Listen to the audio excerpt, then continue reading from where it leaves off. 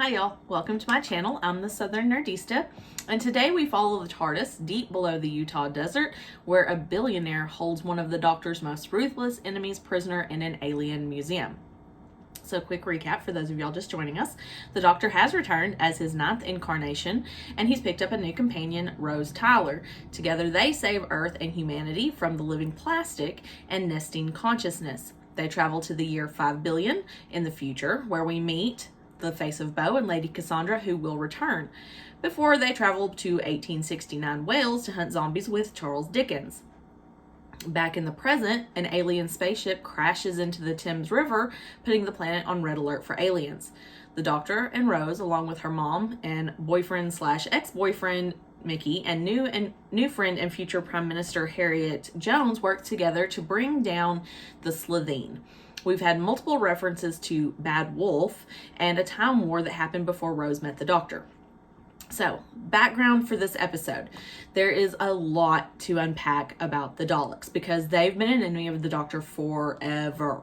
Literally since the first Doctor arrived on the scene. So for those who have never watched the original show, this channel will go with the 1975 origin story, which says that the Daleks were created during a 1,000-year war by an evil genius named Davros who experimented on mutated Khalids, which is Dalek spelled backwards, and they were from the planet Skaro. I'm not going to go into great detail because there is simply too much history there, and the Daleks will return many times over.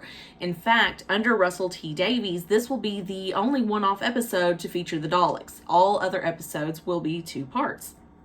And the writer for this episode, Robert Shearman, had to write a second version of the script just in case the estate of Terry Nation, who created the Daleks, wouldn't give them permission to use them in the episode. The alternate alien monsters he created will be used in the season 3 finale. Also, this episode takes place in 2012, so kind of current, kind of present day, but still 7 years in the future for our characters. Alright, so, plot for this episode. Remember guys, the Southern Nerdista does give spoilers. So, if you want to watch the episode and pause this video, go watch, come back. If you don't care about spoilers or anything like that, then carry on, my wayward companions. We're going to get into the episode. So, the TARDIS, here's my little TARDIS, hones in on a distress signal and materializes underground in a room filled with alien artifacts like a Slitheen arm. Not necessarily Slitheen, because as we learned in the last episode, that's their family name and not their species, but Raxacoricophalopatorian is a mouthful, so I will stick with Slitheen. And there's also a Cyberman's head in this museum. The Doctor tells Rose it's an old friend, before correcting himself and calling the Cyberman an enemy. The Cybermen have been enemies with the Doctor as long as the Daleks have, so in a way this episode reintroduces both of the Doctor's most merciless foes. The Doctor touches the glass, setting off an alarm. Security arrives with weapons drawn right before the opening title sequence. Now, coming back to the episode, Air Traffic Control announces that the helicopter Bad Wolf 1 is landing. Another reference to Bad Wolf. The Doctor and Rose are taken to meet Henry Van Staten, who claims to have invented the internet. He owns it. He's holding a piece of alien tech given to him by a young researcher named Adam Mitchell when the Doctor and Rose arrive in his office, because they are 50 some odd levels below ground. They can't figure out how they got in, and so he wants to know how they got in. The Doctor tells him he's holding the alien tech wrong, and Van Staten is impressed when the Doctor is able to identify it as a musical instrument. But the Doctor gets a bit miffed when Van Staten just carelessly tosses it aside moments later. Van Staten asks the Doctor if he would like to see his only living specimen. His scientists have been torturing it, but so far all it does is scream. The cage is dark, so the Doctor doesn't see what is chained up right away. He introduces himself and says he's here to help, because that's what the Doctor does. A familiar staccato voice repeats his name and lights flash. The Doctor is shocked, like knock him over with a feather. Lights come on and we get our first look at the impossible. The Doctor freaks and starts banging on the door to be let out until he realizes that the Dalek is chained up and isn't fully functioning, but it can talk. So this is a pivotal scene for the viewers as we learn just exactly what happened during the last Time War that has made the 9th Doctor so angry. The doctor asks the Dalek what it's doing, and the Dalek says it's a soldier. It's waiting for orders. Gleefully, the doctor says no orders will be coming because all the Daleks are dead. All 10 million ships burned at the hands of the doctor himself. And the Dalek asks, well, what about the Time Lords?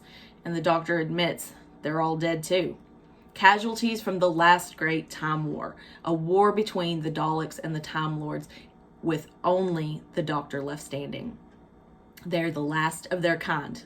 The Dalek says, well, that makes them the same, which sends the doctor into a rage.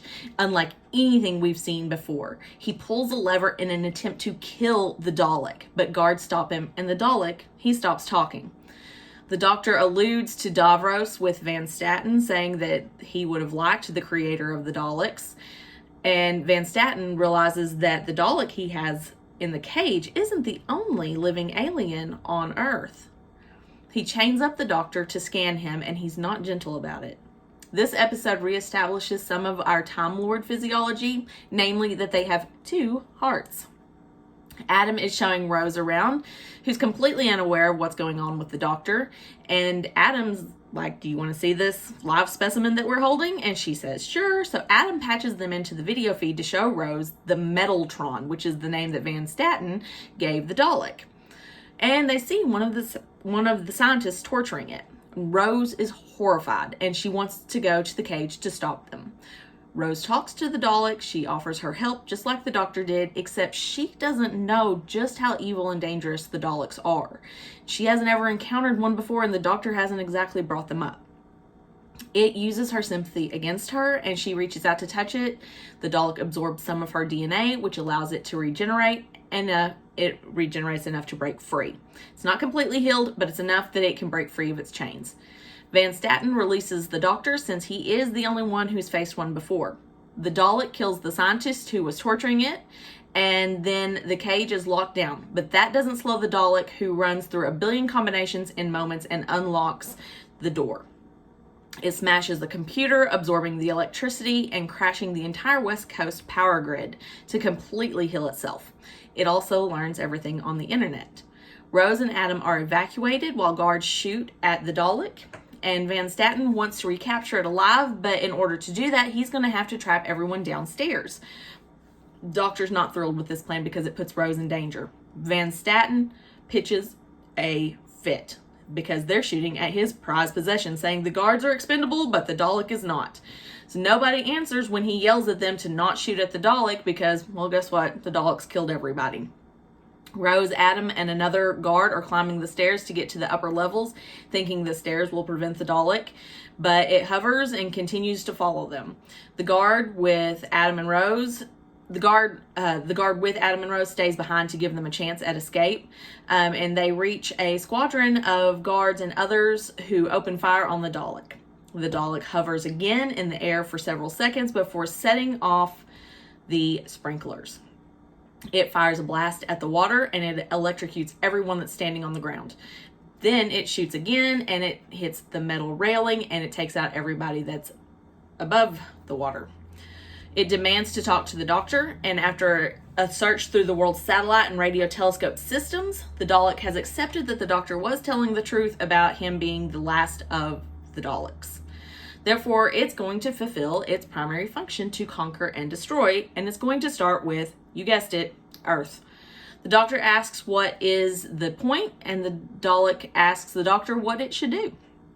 But the doctor suggests with uncharacteristic venom in his voice that it should kill itself. Die already, he screams at it.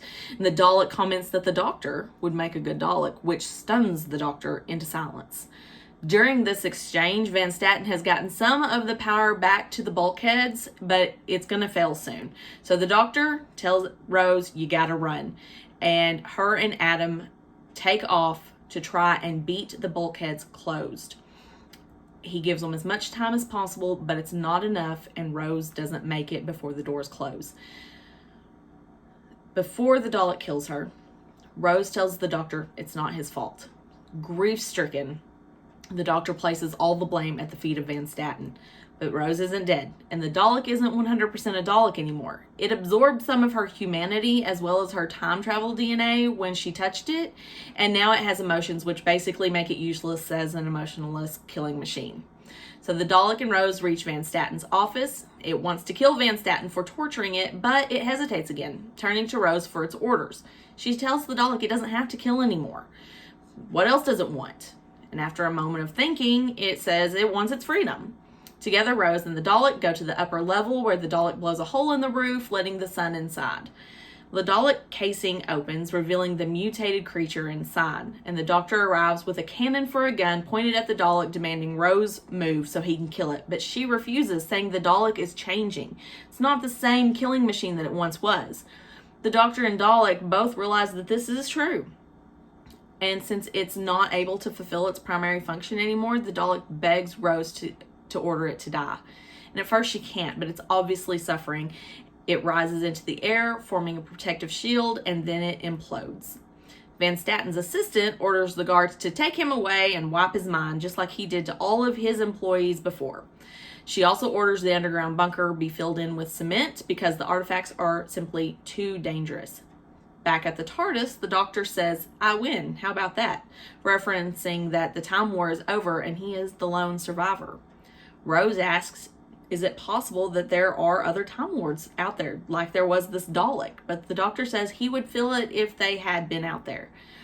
Adam comes by, and Rose asks the Doctor if Adam can tag along. The Doctor's against it, because Adam left Rose to die. But in the end, Rose wins out, and Adam gets to come along on their next adventure. Okay, guys, this episode is a hit. We get to meet one of the Doctor's most diabolical enemies. Well, two if you count the dead Cyberman head. We get a clearer view of what the Time War was and why it had such devastating consequences for the Doctor. And we pick up a new companion.